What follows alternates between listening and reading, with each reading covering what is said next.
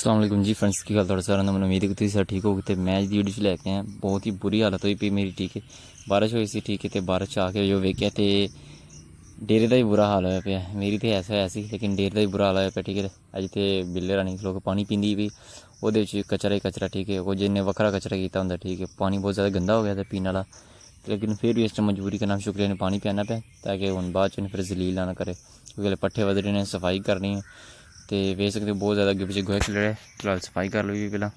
तो जी जनाब अबू होर आंदे मैं नाल ही कपड़े पा ले। ठीक है तो कपड़े पाने तो बाद पा लिया कई दिन करनी जल्दी सफाई तो सफाई तो बाद कुत्ते वड्डने ने पट्ठे बाद कुतरने फिर पाने रूटीन बहुत मुश्किल हुई पी है इस टाइम। ठीक है नींदर छुट के आ जी। ठीक है तो बस फिर बस हो जाती इतने आके। ठीक है कोई मझ ने गोया कर करके बुरा हाल किया होंगे यानी कि फुल कर देंगी फड़ के जगह बंदे समझ नहीं आती सुटना कितने। कोई बारिश ने पूरा खलारा पाया।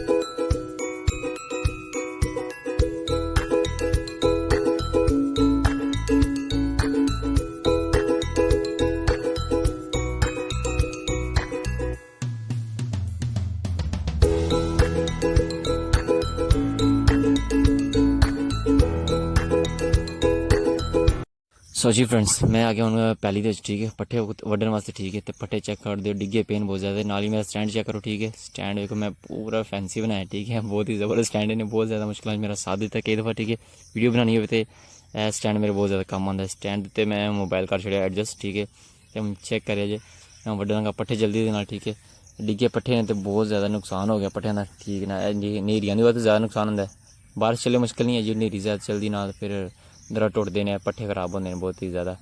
तो मेरी सलाह हूँ जल्दी ना पट्ठे वढ़ के साइड सुट्टी क्योंकि गर्मी बहुत ही ज़्यादा होती पी आस्ता आस्ता।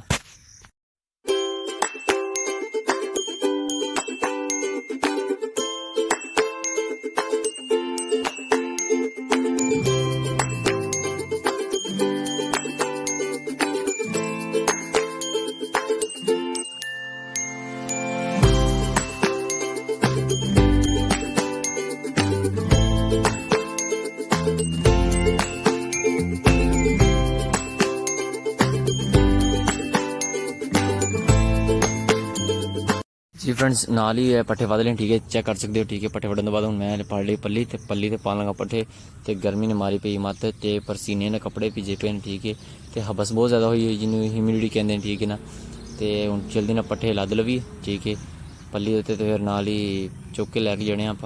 ठीक है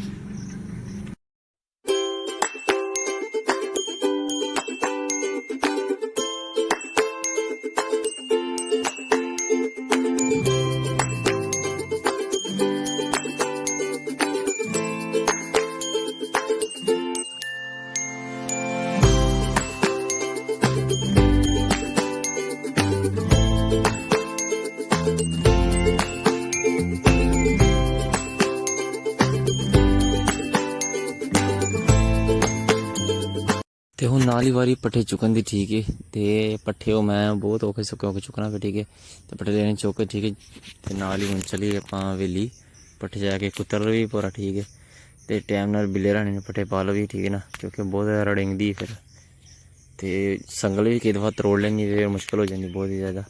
ठीक है तो हूँ वेली च मिलते हैं।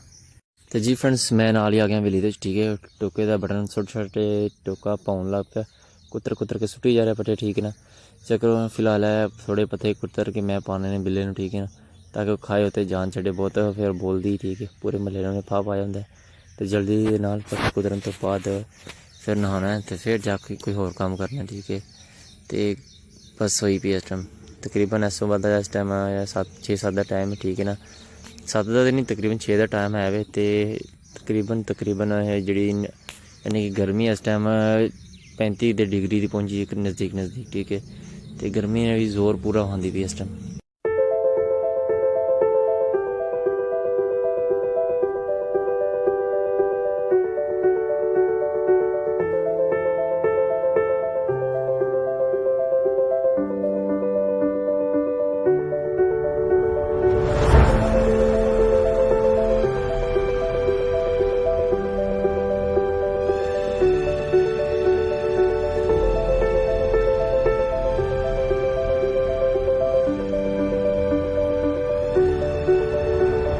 तो जी फ्रेंड्स नाल चेक करो ठीक है, सूरज निकलता पे ठीक है, इन्नी ज़्यादा टिक्की तेज़ नहीं है लेकिन ये कि फिर भी सही है। जानवर इस टाइम मस्ती करते पे निकालड़ ठीक है, चेक करो फिर रोते पे नसते ने ठीक है।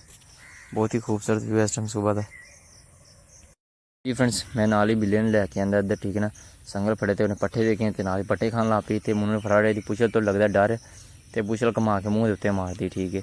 तो जो कपड़े पाए उन्हें अक्सर साफ तो उस भी पुछल नहीं जड़ती है ठीक है ना, मक्खियाँ दी तो परेशान होंगी तो मैनू ही नहीं बुलाती है, मेरे मूँह तो कई दफा पुछल मार देंगी ठीक है। तो टेंशन नहीं है ठीक है। तो हम थोड़ा एक और यदी खासियत दिखाना ठीक है ना, जो बड़ी भुख लगी होंगी वो मूँह का रिएक्शन वेखना होंगे ठीक है। चेक करे हाँ बिलिया पट्ठे चंगे लगे ने, नंदी लजीज ठीक है, जबरदस्त ठीक है। ये जबरदस्त पट्ठिया के चक्कर च मैनू बहुत जलील होना पैंदा बारिशों के भी।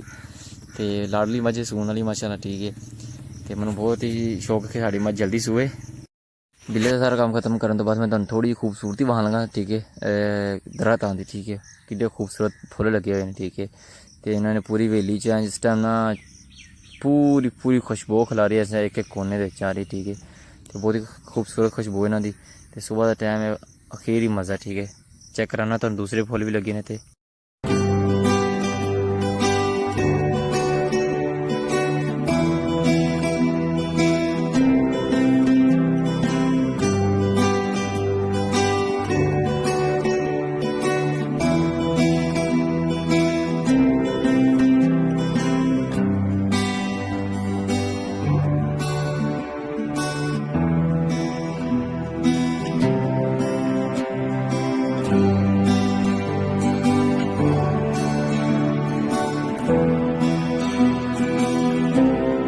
तो जी फ्रेंड्स मैं उम्मीद है कि तुम्हें मेरी वीडियो बहुत ज़्यादा पसंद आ जाएगी ठीक है। तो इस दिन इजाजत इंशाल्लाह मिलते हैं नेक्स्ट व्लॉग्स से। तो जान तो पहले मेरे चैनल लाइक करो, कमेंट करो, तो सब्सक्राइब करो, तो नाल नोटिफिकेशन बटन लाजमी प्रेस करो ताकि आने वाली हर एक वीडियो तुम्हारे को आसानी तक पहुँच सके। तो stay strong, be happy, okay, अस्सलाम वालेकुम।